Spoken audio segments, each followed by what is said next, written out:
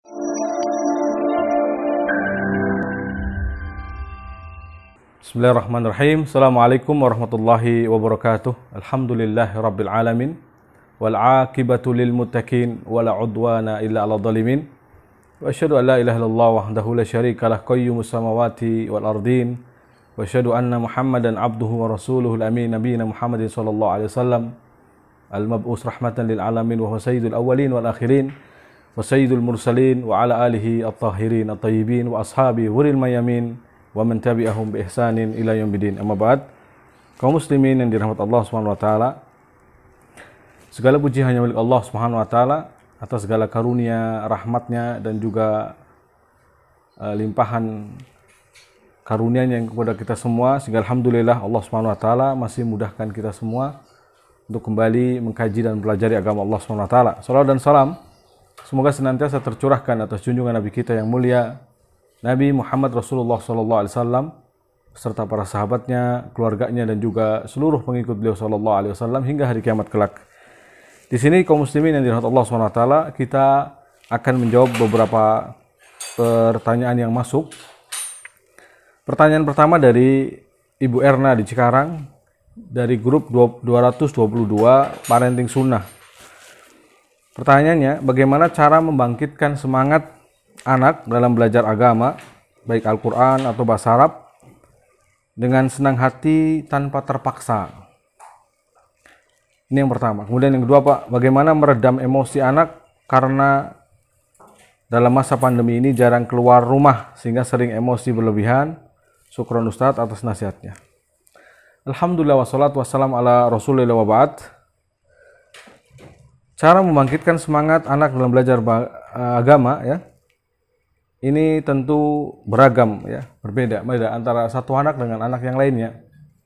Tetapi kita akan tarik secara umum, ya, secara global, bahwa menumbuhkan semangat, membangkitkan semangat anak-anak, ya, agar mereka mau belajar bahasa Arab ataupun ilmu-ilmu agama yang lainnya, adalah karena tentunya mereka mengetahui keutamaan dan kemuliaan dari bahasa Arab ini.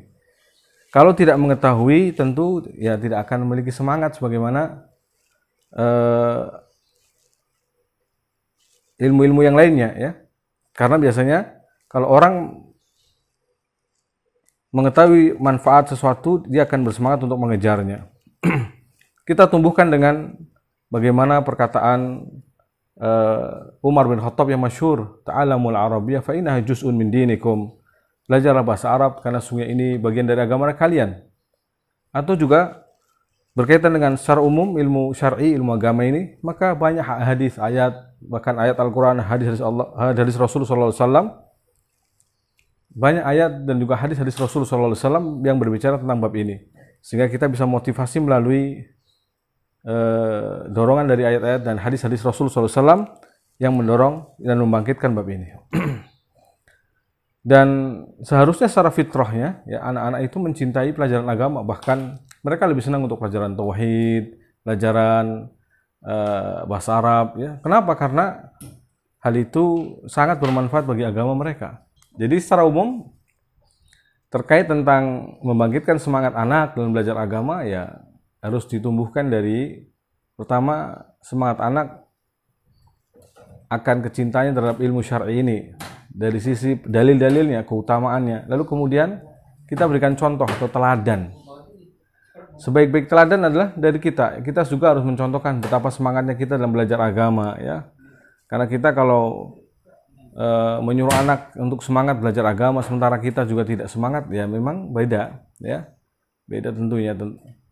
Maka di sini perlu disemangati oleh kita, ya, dengan mencontohkan, memberikan teladan yang baik tentang hal ini. Kemudian bagaimana meredam emosi anak karena dalam masa pandemi ini jarang keluar rumah sehingga sering emosi berlebihan. Nah, ini memang fenomena, ya.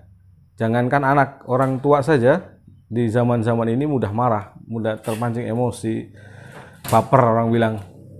Jadi ini fenomenal asli yang kita amati di kenyataan, ya, bahwa orang hari-hari ini tuh mudah selalu bawa emosi, sedikit-sedikit bawa perasaan, ya. karena memang hawanya berbeda. Mungkin karena orang Jawa bilang ya perut ngelih pikiran ngalih katanya ya, yaitu lagi lapar mungkin ya, apalagi anak-anak yang sering dibatasi hal ini dari ini dan itu, tentu ya memang biasanya seperti itu. Nah, cara mengatasinya maka berikan pemahaman bahwa pada hari-hari seperti ini memang keselamatan nyawa itu sangat berharga. Maka jangan sampai hanya mementingkan kepentingan pribadi, ya. Kepentingan kita ingin main, ingin ini dan itu.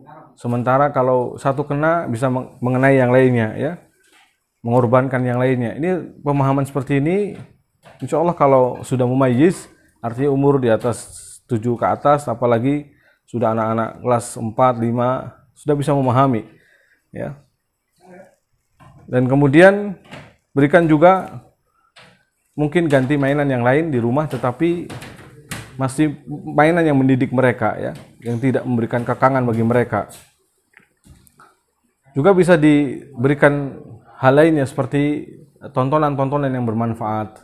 Banyak sekarang video-video yang bermanfaat, baik pembelajaran bahasa Arab bagi anak-anak, ya, baik dari sisi mengenal mufrodat dari bahasa Arab ataupun mufrodat dari sisi bahasa Inggris. Ini sangat menarik, ya. Jadi kita jangan juga ketinggalan informasi tentunya dalam bab ini. Jangan sampai anak sudah di rumah saja, nggak kemana-mana, kita pun kurang kreatif dalam memberikan ilmu ataupun menyampaikan ilmu ataupun istilahnya memberikan kegiatan-kegiatan yang bermanfaat bagi mereka. Ada banyak kegiatan positif di rumah, ya, seperti membantu orang tuanya, ya. Mungkin kalau jemu ganti kondisi, ya. Kalau kita melihat di rumah kita sendiri baratnya, intinya mereka dialihkan, ya, selalu dialihkan untuk dari satu kegiatan kepada kegiatan yang lainnya. Karena anak-anak tidak bisa dalam monoton satu kegiatan terus, mereka akan jemu dan bosan, ya. Dari kejemuan dan kebosanan ini mengantarkan pada emosi yang tidak terkontrol, ya, mudah marah, ya, ngambekan, dan seterusnya, ya, yang tidak kita inginkan. Taib. Maka di sini penting perlunya memberikan edukasi pertama, yang kedua kegiatan yang positif, mungkin bahkan tontonan yang bermanfaat, bahkan hal-hal lain yang sifatnya memberikan manfaat bagi anak. 6. Kemudian ada di sini dari Ummu Abdillah Pekanbaru di grup 37 Parenting Sunnah, ya. Assalamualaikum Ustadz, apa solusi bagi orang tua yang selama ini sudah terlanjur keras dalam mendidik anak, baik dengan kata-kata maupun fisik, sehingga si anak sudah kebal dengan kemarahan dan nasihat orang tua. Anak sudah terlanjur jadi anak yang tidak nurut. Mohon solusinya Ustadz. Atas perhatian dan jawaban Ustadz, ana ucapkan jazakallah khairan. Nah, wa jazakumullah khairan. Alhamdulillah wassalatu wassalamu ala Rasulullah wa ba'd. Anak yang sudah terlanjur dengan didikan yang keras biasanya perlu untuk mengembalikannya, ya. Jadi ada tahapannya. Tidak serta-merta mereka akan hilang dari istilahnya sifat kebal tadi, ya. Ada memang pengalaman. Saya pernah melihat orang yang menghukum anak kecil dengan cambukan kayu, istilahnya bambu istilahnya, tapi malah ditertawakan sama anak ini. Anak ini malah senyum-senyum, ketawa sendiri. Ternyata usut punya usut, bapaknya biasa mukulnya pakai sabuk. Jadi sudah kebal dia. Sudah kebal dengan hukuman. Padahal ini anak masih usia SD. Nah, inilah, ya, hal-hal seperti ini bisa kita cari solusinya dengan justru sentuhan-sentuhan, ya, sentuhan-sentuhan nasihat yang sifatnya menyentuh. Jadi sudah tidak lagi dengan kekerasan. Jadi jangan sampai kita punya pemikiran bahwa kekerasan itu adalah menyelesaikan masalah, atau ketegasan murni total itu menyelesaikan masalah. Tidak. Ketegasan itu seperti bumbu makanan, ya. Kalau kelebihan keasinan istilahnya, maka tidak enak. Demikianlah gambarannya. Jadi asalnya dakwah ini seperti ilmu dakwah ya, asalnya tarbiyah, asalnya pendidikan itu lemah lembut. Jadi adapun ketegasan atau kekerasan itu hanyalah bumbu dari itu semua. Lihatlah dakwahnya Nabi SAW. Bahkan Nabi diingatkan oleh Allah, walau kunta faddan ghalidhal qalbi lan faddu min haulik. Andaikan kau lebih keras hati lagi, niscaya mereka akan lari dari sekitarmu. Jadi perlu di sini diberikan, justru sekarang dilembutkan ya. Jika sudah tidak mempan lagi dengan kekerasan, ya memang sudah mentok berarti. Apalagi kekerasan yang diberikan kepadanya, pendidikan yang keras, itu benar-benar istilahnya pada batasan yang melampaui batas. Artinya bukan usianya, bukan umurnya, tapi diberikan materi seperti itu ataupun hukuman yang lebih keras dari itu ya. Maka ini menjadikan anak kebal. Maka dibutuhkan orang yang wibawa, tegas, tetapi dia menyampaikannya dengan penuh lemah lembut. Jadi di sini ya adalah yang paling paham adalah ustadz-ustadz, guru-guru mengaji. Ya, ustadz-ustadz yang biasanya duduk di ilmu atau di bidang kesantrian ya, di bidang kesiswaan. Mereka sangat memahami bab ini. Ya. Bisa dikonsultasikan bahwa anaknya tadinya begini dan begini, maka insya Allah akan diberikan pengertian, pemahaman, bahkan termasuk dalam memberikan hukuman adalah yang sesuai dengannya.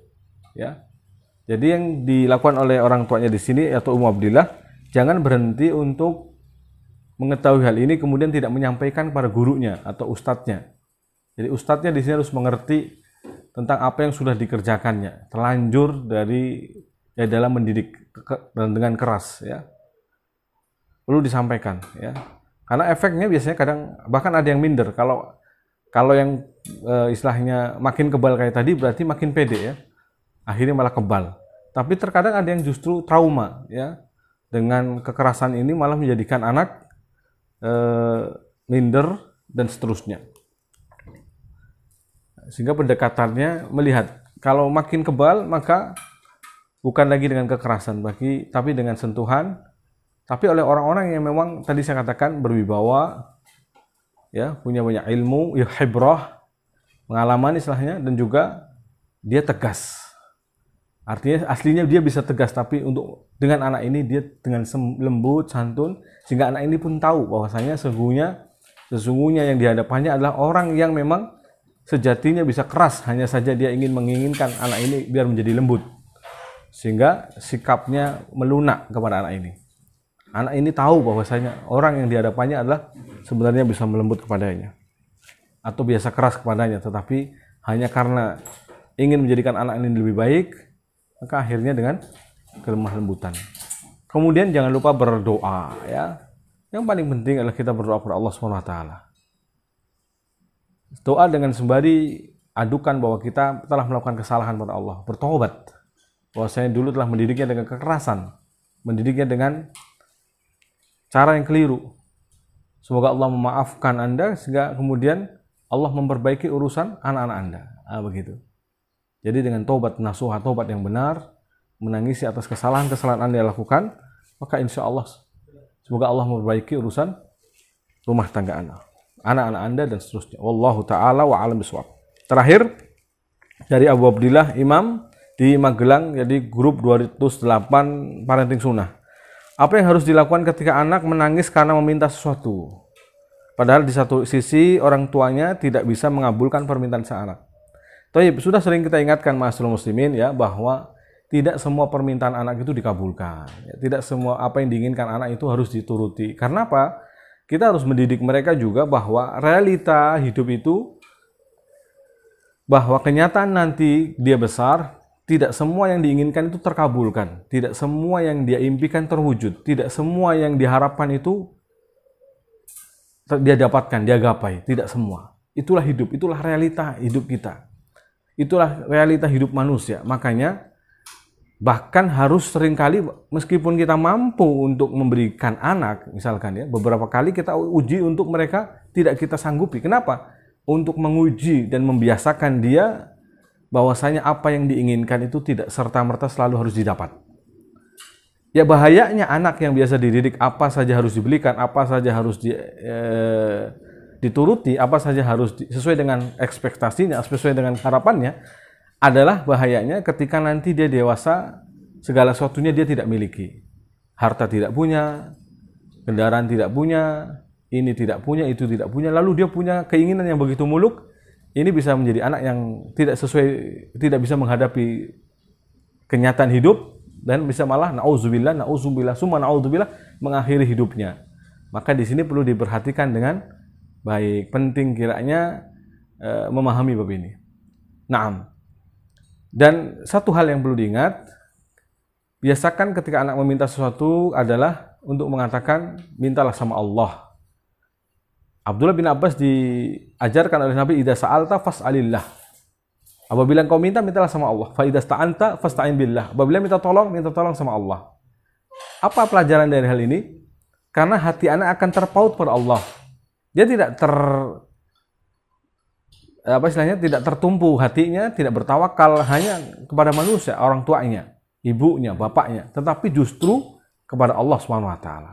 Allah lah yang berkuasa memberikan ini semua. Meskipun ibu dan bapaknya tadi atau ayah dan bundanya itu berusaha kemudian memberikan apa yang diinginkannya. Selagi itu mampu, selagi itu baik, selagi itu menyokong dalam kegiatan ataupun dalam perbaikan dia, ya, untuk kebaikan-kebaikan dia. Lalu ketika memberikan apa yang diinginkan, ya, kita katakan ini dari Allah, rizku minallah, ada rizku minallah, ini adalah rizki dari Allah Subhanahu wa taala. Maka betapa keterpautan hati yang sangat kuat ke antara anak dan Allah Subhanahu wa taala.